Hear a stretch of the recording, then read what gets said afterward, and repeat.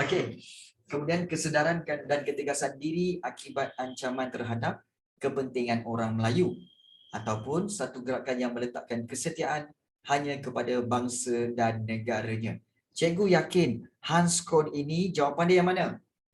Okey, yang A ni salah sebab A tu ialah Dr. R. Sundaralingam. Kenapa Dr. R. Sundaralingam? Sebab ada kata kunci fenomena. Fenomena sejagat. Kalau fenomena sejagat, itu adalah Dr. R. Sundaralingam. Kemudian, kalau kesedaran dan ketegasan diri akibat ancaman terhadap kepentingan orang Melayu. Okey. Yang ini adalah kesedaran dan ketegasan diri ini adalah berkaitan dengan seorang profesor. Seorang profesor dan cikgu yakin itu bukan Hans Kohn. Ke Hans Kohn? Bukan rasanya. So tinggallah B dengan D. So yang mana satu berkaitan dengan Hans Kohn? Adakah B ataupun D? Perjuangan menentang penjajahan melalui persatuan dan perpaduan yang kuat. B ke? Confirm, Sinten? Confirm B. F. So F terkorak kau, Raras. D. Baik. Ya, cikgu yakin bahawa Hans Kohn ini, dia kata nasionalisme adalah satu gerakan yang meletakkan kesetiaan hanya kepada bangsa dan negaranya. Itu contoh soalan tentang nasionalisme. Kemudian kita tahu soalan nombor 2. Karya John Locke, Two Treatises of Government. Apakah prinsip pemerintahan yang ditekankan dalam karya tersebut? Kat mana saya jumpa nama ni dan juga Two Treatises of Government, cikgu? Ini dalam subtopik yang kedua, iaitu revolusi keagungan, iaitu di Britain. Revolusi keagungan di England. Jadi, dia masuk juga ke cikgu. Mungkin kamu kata bentuk soalan dia macam mana? Inilah bentuk soalan dia. Baik. So, prinsip pemerintahan yang dicarangkan oleh John Locke, adakah raja berkuasa mutlak atau raja berperlembagaan ataupun sistem demokrasi berparlimen atau sistem republik berperlembagaan? So, jawapannya apa? Raja berkuasa mutlak confirm salah. Confirm salah. Raja berperlembagaan mungkin. Sistem demokrasi berparlimen mungkin. Sistem republik berperlembagaan salah. So, kita lebih yakin jawapannya apa? Jawapannya adalah sistem demokrasi berparlimen. Nampak tak? Nampak tak dia punya bentuk-bentuk soalan dan bagaimana cara kamu memilih soalan? Ingat, bila kamu memilih jawapan, buang 2 jawapan yang salah dulu. Dan tinggalkan 2 jawapan lagi. Dan daripada 2 jawapan itu, kamu buang mana yang lebih salah dan pilihlah mana yang kamu tinggal tu. Yang tinggal tu, itu saja. So, pilih macam tu. Itu dipanggil teknik tembak. Itu dipanggil teknik tembak. Nanti cikgu ajarlah macam mana teknik tembak tu kan. Macam tu lah lebih kurang. Baik. Contohnya soalan seterusnya. Revolusi Amerika. Revolusi Amerika yang berlaku pada tahun 1776 merupakan reaksi orang Amerika menentang penjajahan British. Mengapa revolusi tersebut tercetus? Adakah untuk menegakkan kedaulatan parlimen atau memperkenalkan pelbagai jenis cukai atau British tidak melindungi hak penduduk ataupun mempertahankan pemerintahan autokratik? Yang mana satu? Okey. Baik. Okey. Okey. Guys, sekejap kita break sekejap 3 minit. Kita menghormati azan. Sekejap sekejap.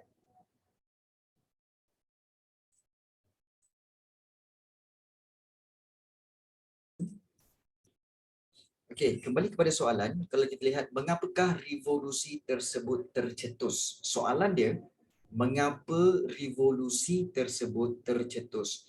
Tercetus kerana Amerika telah memperkenalkan pelbagai jenis cukai dan bukan Amerika, British telah memperkenalkan pelbagai jenis cukai kepada Amerika dan British tidak melindungi hak penduduk-penduduk Amerika.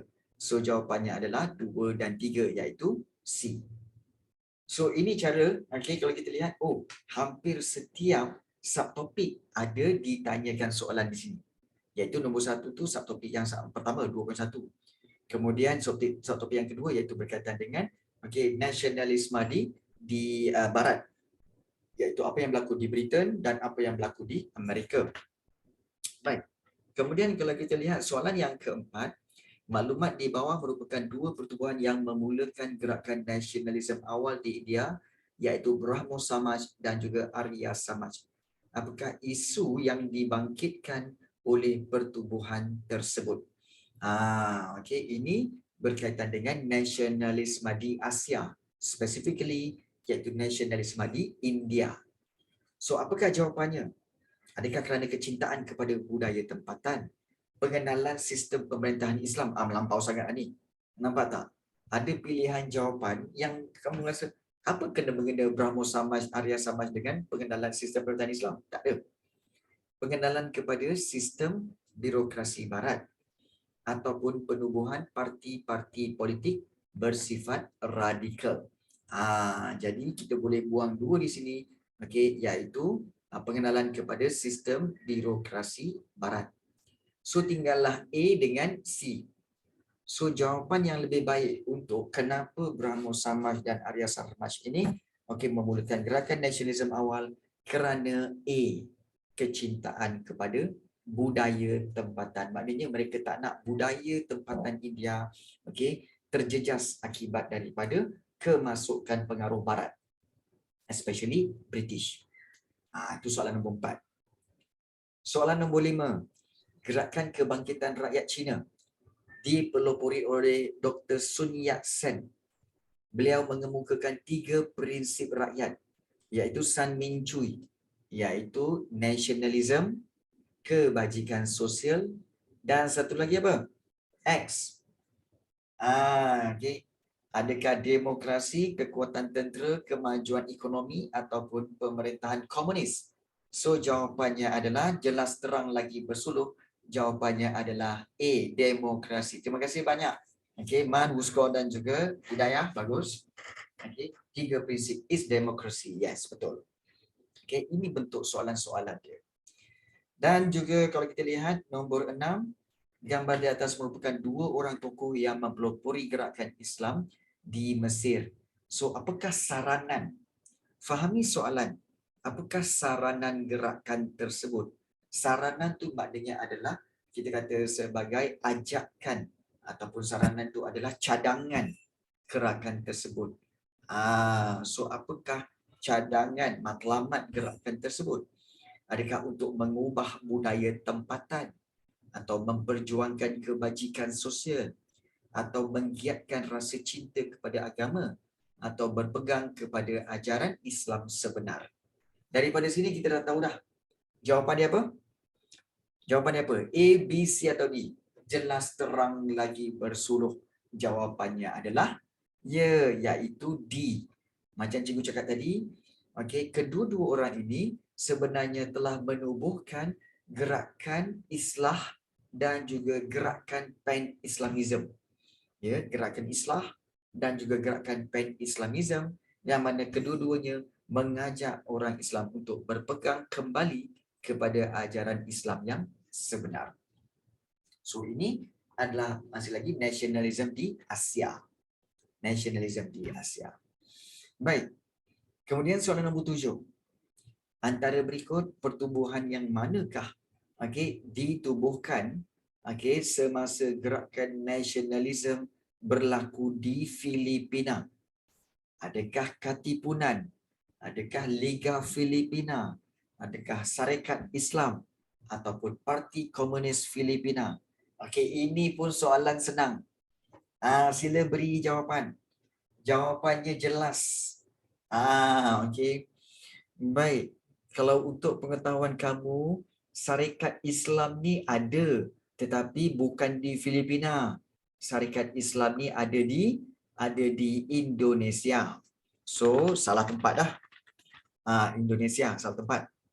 Dan Satu lagi iaitu Parti Komunis Malaya, Parti Komunis Filipina ini tak pernah wujud. Tak pernah wujud. Jadi yang betul ialah Katipunan dan Liga Filipina. So jawapannya ialah A. Nampak tak? Penilaian kita terhadap pilihan jawapan. Itu sebenarnya strategi bagaimana untuk menjawab soalan objektif. Dia tidak semestinya bergantung kepada kita punya ingatan, kita punya fakta.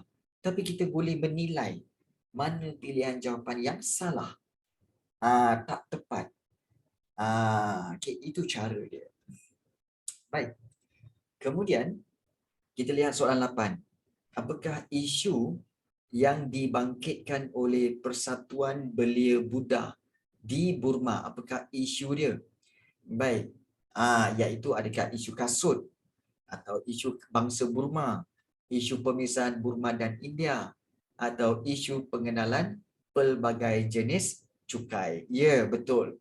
Kalau isu di Burma, kalau di Burma memang isu yang dibangkitkan oleh Persatuan Belia Buddha ialah isu kasut. Ingat isu kasut. So kalau orang tanya, kenapa isu kasut cikgu? Baik, isu kasut kerana apa? Kerana kita tahu bahawa Persatuan Belia Buddha mengkritik tentang pegawai-pegawai British yang telah masuk ke rumah ibadat mereka, iaitu kuil-kuil mereka, tanpa membuka kasut. So memakai kasut dalam kuil. Jadi ini telah mencemarkan dan juga membangkitkan isu oleh Persatuan Belia Buddha. Nampak tak So itu nombor 8. Nombor 9. Tokoh di bawah mempelopori perjuangan untuk memajukan pendidikan kaum wanita di Indonesia, iaitu Raden Ajeng Kartini. Raden Ajeng Kartini So apakah karya beliau yang telah diterbitkan di Eropah? Maknanya karya yang dia tulis. Raden Ajeng Kartini ni dia adalah seorang pejuang kemerdekaan daripada Indonesia yang mana dia memperjuangkan dengan untuk memperjuangkan pendidikan. Jadi dia banyak menulis. So apakah buku-buku yang dia tulis? Adakah Sumpah Pemuda ataupun Kerikil-kerikil Tajam ataupun Putera Gunung Tahan ataupun Hilang Gelap Terbitlah Terang? So jawapannya adalah D. Yes, betul. Sebab Sumpah Pemuda ni adalah Sumpah Pemuda untuk ikrar rakyat Indonesia. Kerikil-kerikil Tajam telah ditulis oleh Khairul Anwar. Dan Putera Gunung Tahan telah ditulis oleh Pak Sako, Ishak Haji Muhammad ataupun Pak Sako. So Raden Ajeng Kartini telah menulis Hilang Gelap tu. Dan soalan nombor 10. Nationalism di Thailand. Ini biasanya subtopik yang popular masa SPM baru-baru ni. Nationalism di Thailand bertujuan mempertahankan kedaulatan negara dan menuntut penglibatan rakyat dalam pemerintahan. Bagaimana Raja Mongkut mempertahankan kemerdekaan negaranya? Adakah dengan cara menakluk tanah Melayu atau bersahabat dengan Cina, melaksanakan birokrasi barat atau bekerjasama dengan Jepun? Yang ini mudah saja. Jawapan dia, Raja Mongkut mempertahankan kemerdekaan negaranya dengan melaksanakan birokrasi barat. Iaitu Raja Mongkut telah memanggil penasihat-penasihat daripada barat. Penasihat daripada Perancis, daripada Amerika, daripada Britain untuk membantu Raja Mongkut ini dalam pentadbiran. Bermakna bila dalam pentadbiran, so beliau telah melaksanakan birokrasi barat. Jadi ini nasionalisme. Kalau di Thailand, di Indonesia, ini adalah nasionalisme di Asia Tenggara. So inilah dia bentuk-bentuk soalan. Yang mana sebenarnya soalan-soalan objektif berkaitan bab 2 sebenarnya tak susah. Dia sebenarnya tak susah. kamu kena perlu memilih jawapan yang tepat untuk soalan objektif. Cuma kalau soalan tu struktur ataupun soalan tu esei lain sikit. Contohnya macam ni lah. Okay, soalan struktur ini seperti nasionalisme di Barat. Okay, berkembang hasil daripada penentangan terhadap pemerintahan beraja yang menjadi simbol penindasan yang menggugat hak dan kebebasan rakyat. Soalannya, apakah maksud nasionalisme? Baik, selalu cikgu war-warkan kepada para pelajar. Nak jawab soalan, tengok berapa markah yang dia nak beri. Jangan main hentam aja. Tengok berapa markah yang dia nak beri. So, kalau kita lihat, dia nak bagi 2 markah. Maka, kamu boleh buat ayat dengan mengambil mana-mana 2 ini. Ini cadangan jawapan. Cadangan jawapan, ambillah mana-mana 2 ini. Iaitu apa? Nasionalisme ialah perasaan cinta yang sangat mendalam terhadap bangsa dan negara. Kemudian ianya adalah juga semangat kebangsaan untuk menentang penjajahan. Ada 2 ni, maka dapatlah 2 markah. Itu caranya. Dan harus diingat, cara menjawab, tak boleh guna point. Mesti guna ayat yang penuh. Maknanya mulakan dengan ayat nasionalisme bermaksud dan sambung perasaan cinta yang sangat mendalam terhadap bangsa dan negara. Selain itu, nasionalisme juga merujuk kepada semangat kebangsaan untuk menentang penjajahan. Ayat mesti penuh. Dan juga jelaskan peristiwa yang berlaku sehingga tercetusnya gerakan nasionalisme berikut. Apakah peristiwa yang berlaku? Jelaskan peristiwa yang berlaku sehingga tercetusnya gerakan nasionalisme berikut, iaitu revolusi keagungan 1688 di England dan juga revolusi Amerika 1776 di Amerika. Baik. Bila soalan jelaskan peristiwa yang berlaku, bukanlah maknanya kamu kena cerita peristiwa tu satu-satu. Tak. Kamu tengok 2 markah ni. Bermakna, kalau kamu nak cerita peristiwa yang berlaku untuk revolusi keagungan, kamu berikanlah kenapa.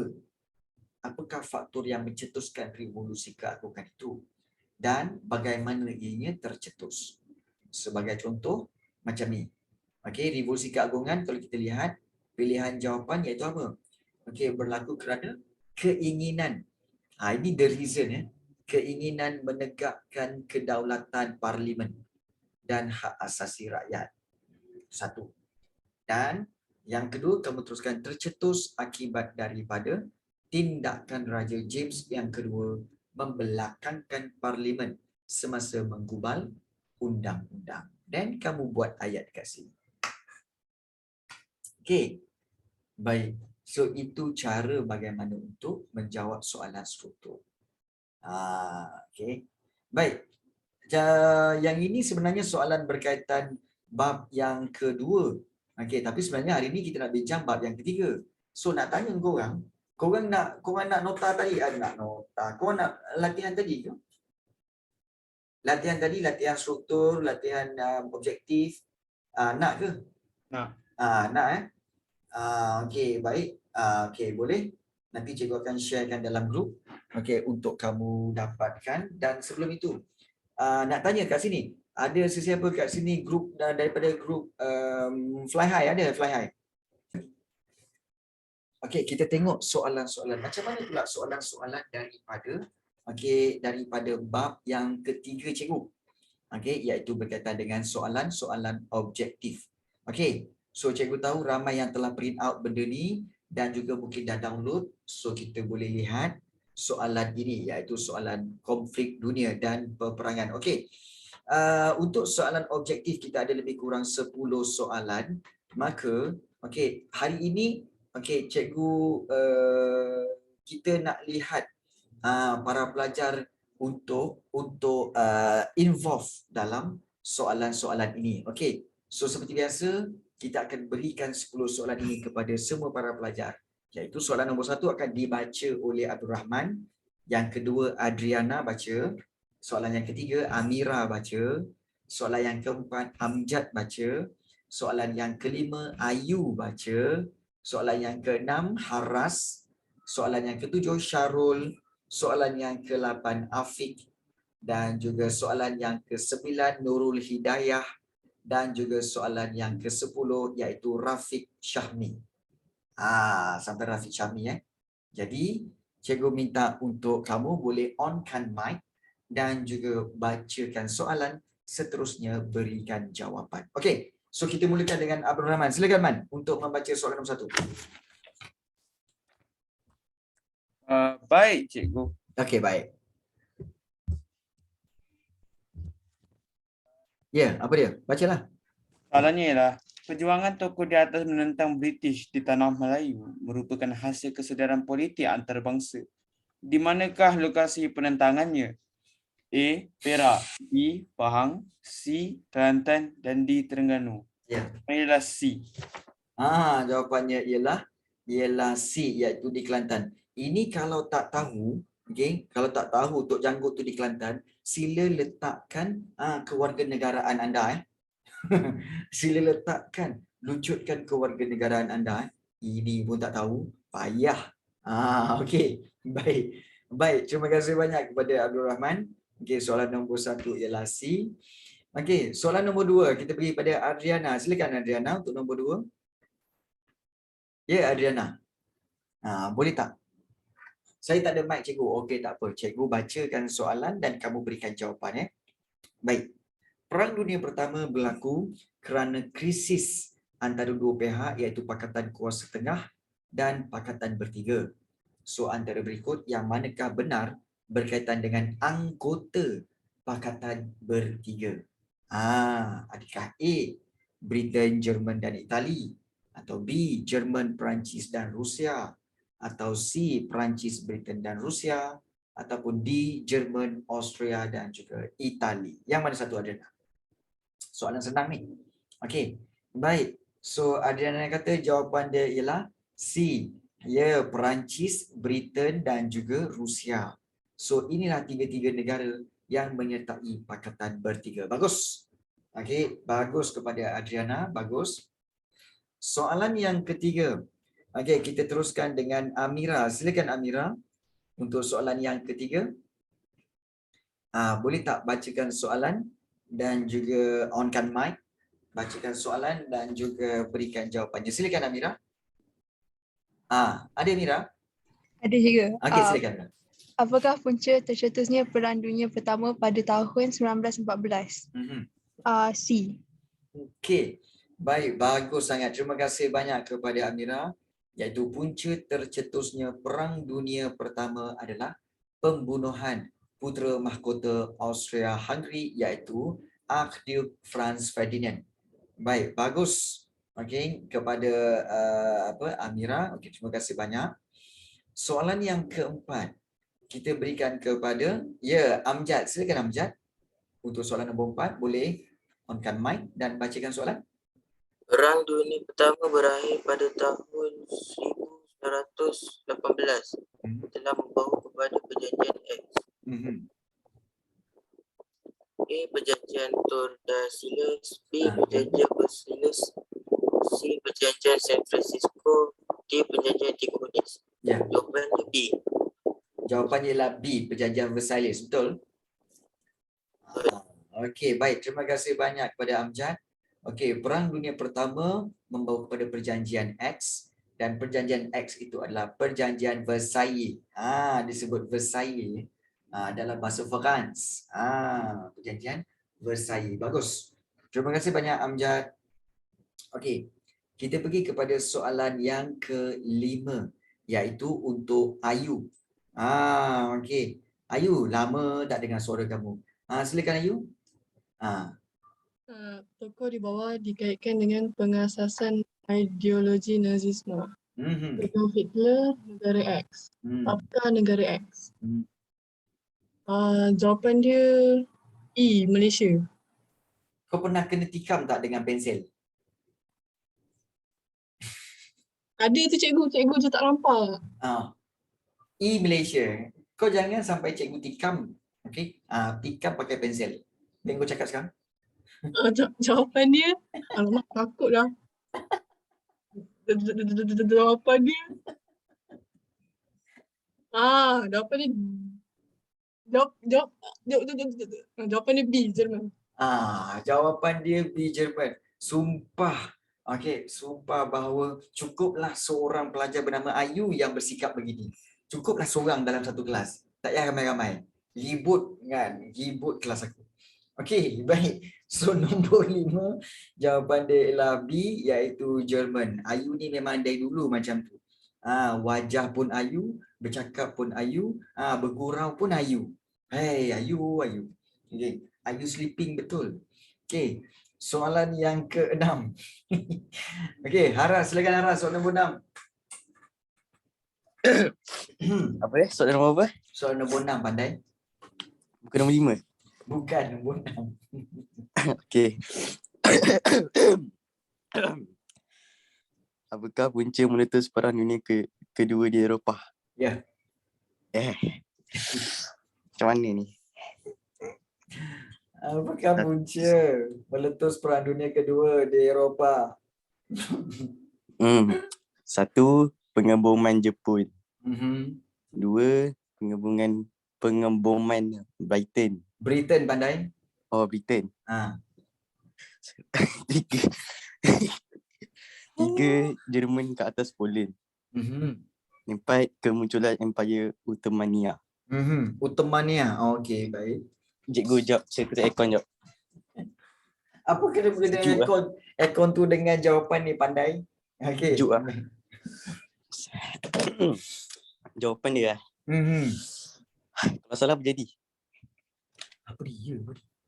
Dah, cepat. Kalau salah tak ada kena denda kan? Tak ada.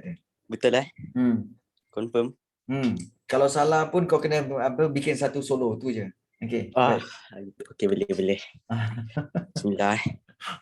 Jawapan dia sejuk tu lah. 1. A. Okey. 1 dengan 2. 1 dengan 2. Punca meletus Perang Dunia Kedua iaitu pengeboman Jepun dan juga pengeboman Britain. Ni nak tanyalah, bila masa Jepun dibom ni? Cikgu, boleh saya sebagai orang biasa, saya tahu apa tadi cakap tu. Saya pun setuju dengan cikgu. Sejak bila masa betul tak cikgu? Tapi cikgu, kenapa nampak macam satu je jawapan dia cikgu? Mana? Ulang. Yang 3. Saya tengok Baik. kepala. Pengumuman. Okey, baik. Sebenarnya, kemunculan Empire Uthmaniyah tu memang kita tak diterima. Okey, memang kita tak diterima. Kemudian pengeboman Jepun, juga kita tak boleh terima. Okey, so tinggal 2 dengan 3. Dan mungkin ramai yang berkata bahawa macam mana boleh serangan Jerman ke atas Poland tu saya boleh terima cikgu. Tapi pengeboman Britain ni, mungkin dia bukan punca, tapi ada tak berlaku pengeboman Britain? Ada tak berlaku semasa Perang Dunia Kedua? Pengeboman Britain? Ada. Dia ada. Cikgu. Ada. Ya. Tapi cikgu, pengeboman Jepun pun berlaku cikgu. Kan Hiroshima tu? Ya. Itu menamatkan peperangan, bukan punca letus perang, pandai? Itu kamu kena faham, ya. Cikgu, adik saya cakap itu ialah punca, itu bukan punca, tapi semasa. Maksudnya Britain ni semasa, bukan punca. Adik saya cakap yang tu. Ya, adik kau pun sama macam kau juga, masuk air dua-dua. Baik, jawapannya adalah 2 dan 3, iaitu jawapannya C. Betul lah jawapan saya kan? Bila masa kau jawab 2 dan 3? Kau jawab tadi 1 dengan 2. Mana ada 2 dengan 3. 2 dan 3. Kau ingat cikgu tak tahu? Kau cakap 1 dengan 2 tadi. Itu tak? Dah kantoi ya? Tak kira. Lepas habis kelas ni satu solo. Solo dia solo November Rain. Tak kira. Solo November Rain. November Rain. Okey. Lantak kau. Okey, baik. So, soalan yang ke-7. Okey, soalan yang ke-7 kita berikan kepada Syarul. Okey, silakan Syarul, soalan nombor 7. Okay, soalan nombor 7 ya. Ya. Jerman dia telah melancarkan operasi Barbarossa pada 22 hari bulan Jun tahun 1941. Okey. Lama dah tu, jauh dah tu. Okey, lepas tu. Apakah tujuan operasi tersebut? Okey, lepas tu. Okey. Tak, ada semut, ada semut. Ada semut. Okey. Teruskan. Saya nak jawab ni. Saya nak berfikir ni. Okey, teruskan. Semut. Okey. Lepas tu. Nombor 1, menguasai Rusia. Okey. Yang kedua, menguasai Perancis. Yang ketiga, menguasai negara Balkan. Yang keempat, menguasai seluruh Eropah. Keempat, mungkin dah salah dah sebab Poland di dalam Eropah rasa. Tahu lah, dia nak serang Poland rasanya. Dah lupa dah. Okey. Jadi jawapan saya adalah 1 dan 2. Okey. 1 dan 2. Tujuan operasi Barbarossa adalah untuk menguasai Rusia dan juga untuk menguasai Perancis. Adakah anda semua setuju? Saya bantah 100%. Okey. Sebab apa? Sebab apa kau bantah? Sebab kenapa ada Perancis? Kenapa ada Perancis? Jadi, Rusia tu dah betul dah kan? Rusia betul, boleh terima dah kat otak lagi. Okey. So, yang satu lagi yang mana sepatutnya? Tapi cikgu dekat dalam buku tak ada pun remind benda ni cikgu. Okey, tak. Okey, apa tujuan sebenarnya operasi Barbarossa tu? Tawar Rusia. Okey, Rusia. Dan dengan Rusia, dia akan dapat apa? Seluruh Eropah. Dengan Rusia, automatically dia akan dapat menguasai seluruh Eropah. Itu sebenarnya. Okey. Saya salah tadi. Betul Syarul. Jadi jawapan dia ialah 1 dan 4B.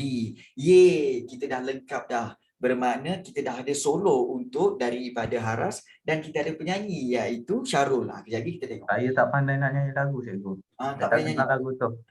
Tak, kau nyanyi lagu Negaraku je. Nanti sekarang Okey. Nanti saya boleh buat. Saya boleh buat. Haras nanti dia solo lagu Negaraku. Okey, baik. Soalan nombor 8. Okey. Soalan yang ke-8. Okey, kita berikan kepada Afiq. Ada Afiq? Afiq. Silakan Afiq. Afiq. Ya, ada cikgu. Ya, silakan. Pasukan polis tentera yang ditubuhkan untuk menjaga kepentingan pentadbiran tentera Jepun di Tanah Melayu pada tahun 1942. Buat jangan. Okey.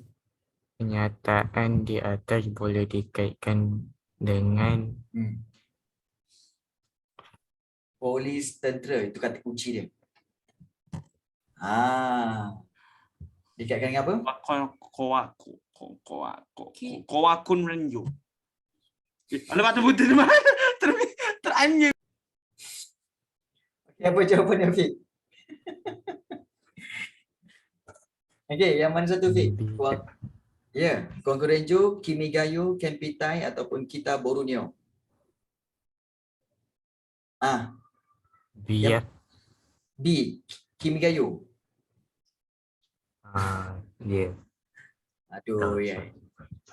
Okey. Baik. Oleh kerana Afiq telah memberikan jawapan iaitu Kimigayo, maka kita telah memperolehi orang ketiga untuk bermain sebagai backup vokal bagi Syarul.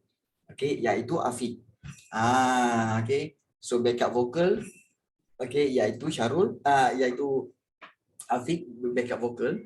Sebab sebenarnya jawapan dia bukan Kimigayo. Kimigayo tu lagu negara Jepun.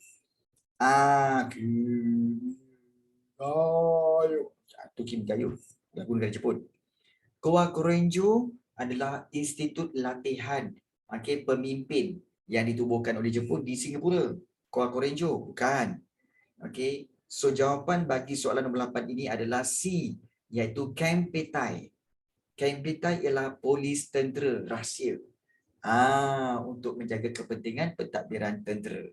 Kita Borneo adalah nama baharu bagi kepulauan Borneo iaitu Sabah dan Sarawak. Itu dipanggil Kita Borneo.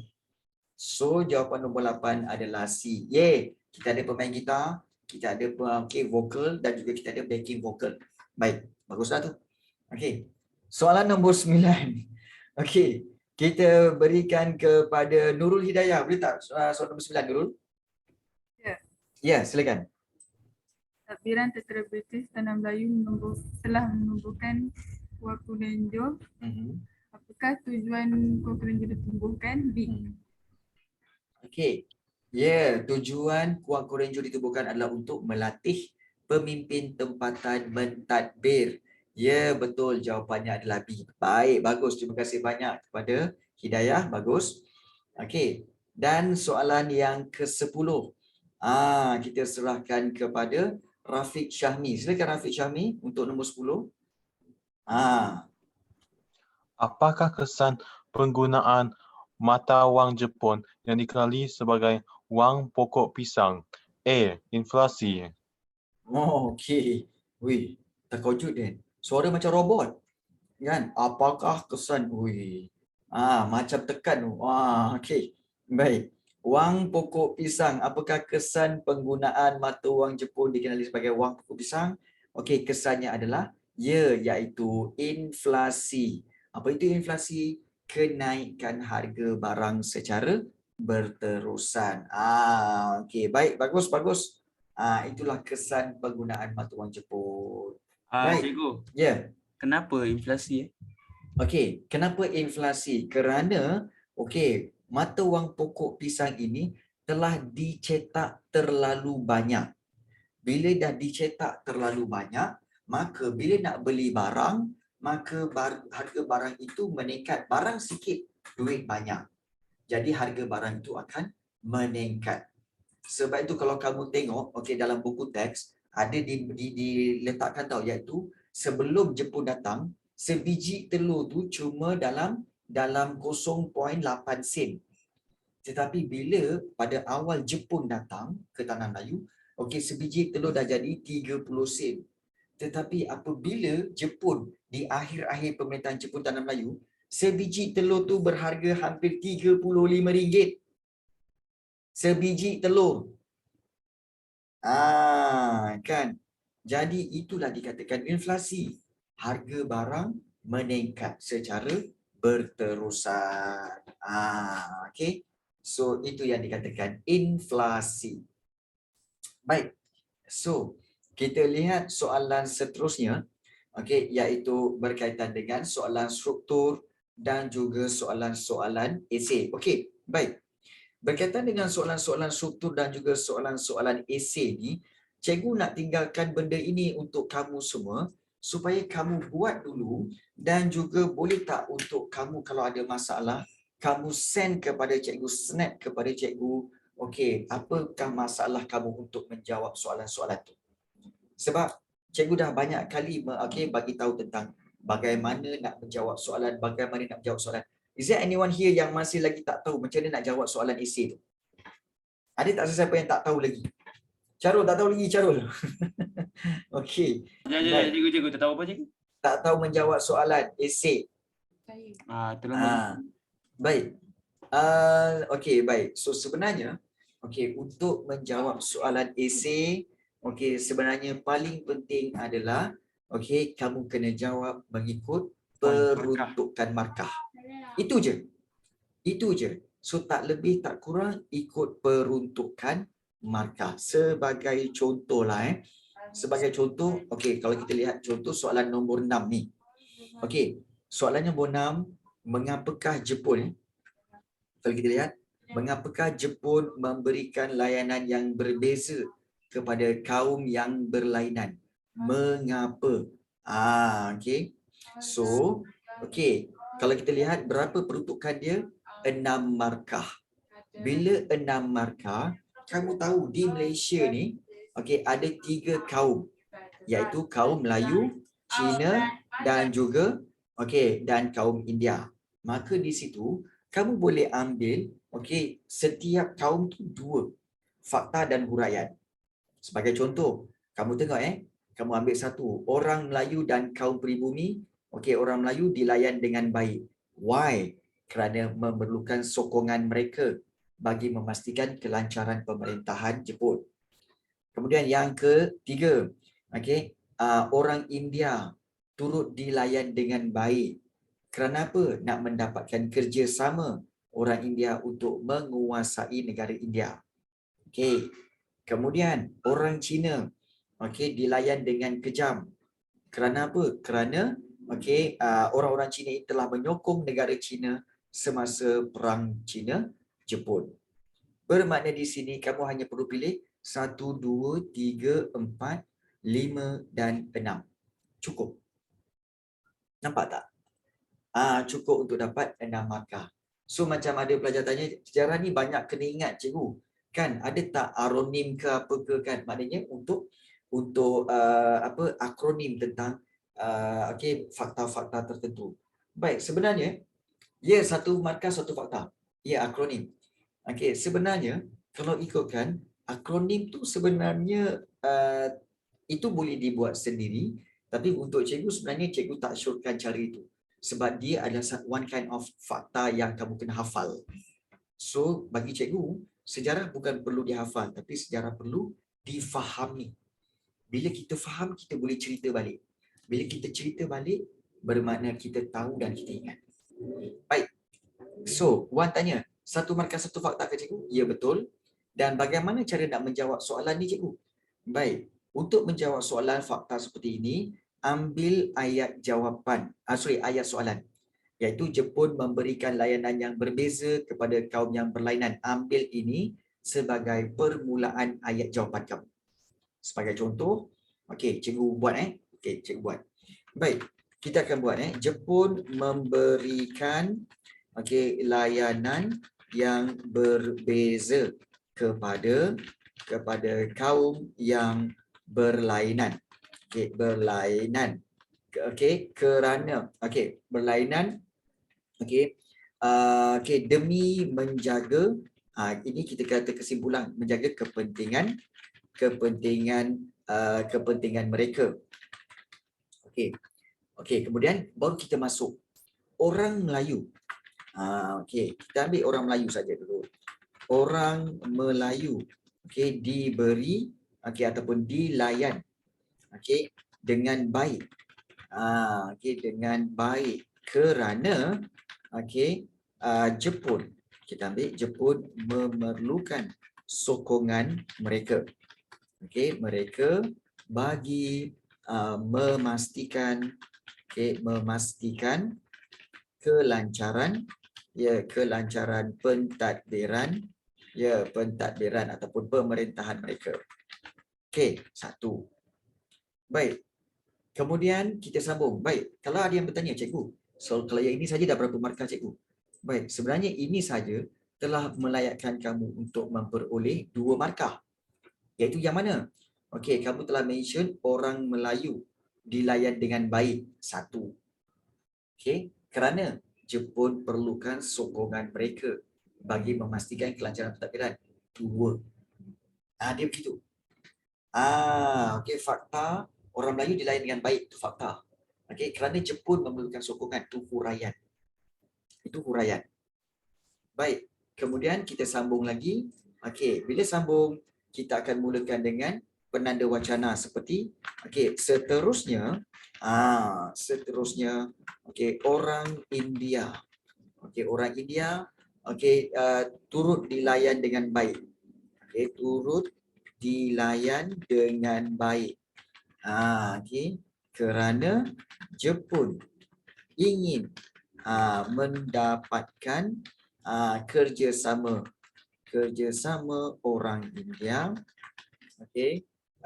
untuk menguasai negara India. Titik. So di situ juga kamu layak untuk mendapat another 2 marks, iaitu orang India turut dilayan dengan baik. 1. Kerana Jepun ingin mendapatkan kerjasama orang India bagi menguasai negara India. Okey, yang kedua. Total dah 4. Baik. Kemudian satu lagi, so kamu buat penanda wacana akhir sekali. Akhir sekali. Orang Cina. Orang Cina dilayan dengan kejam. Okey, dengan kejam kerana mereka telah menyokong, telah menyokong negara China.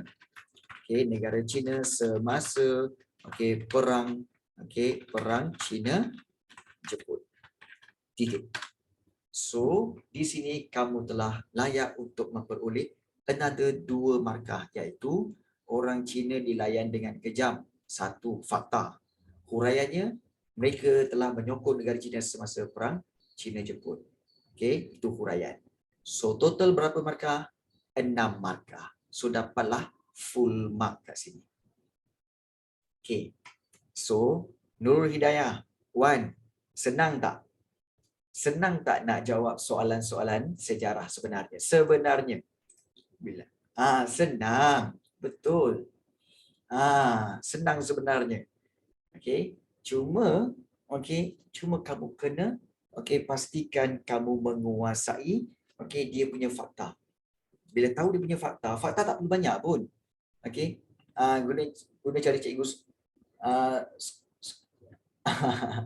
ya, betul. Tapi bila guna cara cikgu sekolah jadi pening sikit. Betul. Sebab apa? Sebab cikgu sekolah kamu mesti suruh guna apa? Pertama mesti fakta. Fakta. Kemudian apa? Kemudian huraian. Kemudian contoh. Dan juga inference kan? Betul. Kalau kat sekolah memang dia minta untuk kamu guna cara ini. Baik. Cara ini boleh. Dan memang dia berkesan. Cuma macam ni lah fakta lepas tu huraian tu je. Okey, baik. Sebenarnya cara ni fakta, huraian, contoh, inference ini untuk pelajar-pelajar yang cemerlang. Yang memang hafal, yang memang orang kata apa? Hafal fakta tu semua, huraian dan inference dan sebagainya betul-betul hadam. Dan dia boleh guna fakta, huraian, contoh, inference. Tapi untuk pelajar-pelajar macam korang ni yang sama level je, yang lebih kurang macam kita lah kan. Kita nak mudah, kita nak cepat jawab, kita nak senang.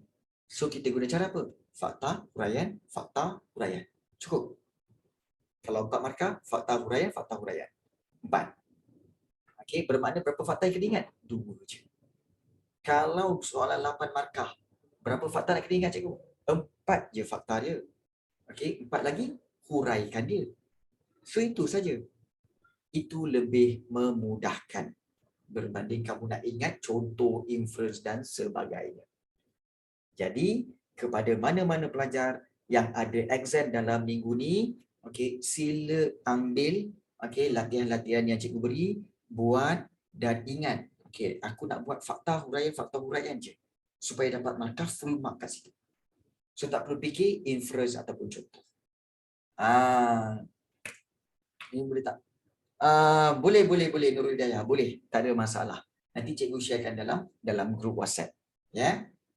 Okay guys, so kita pun dah 5:30. So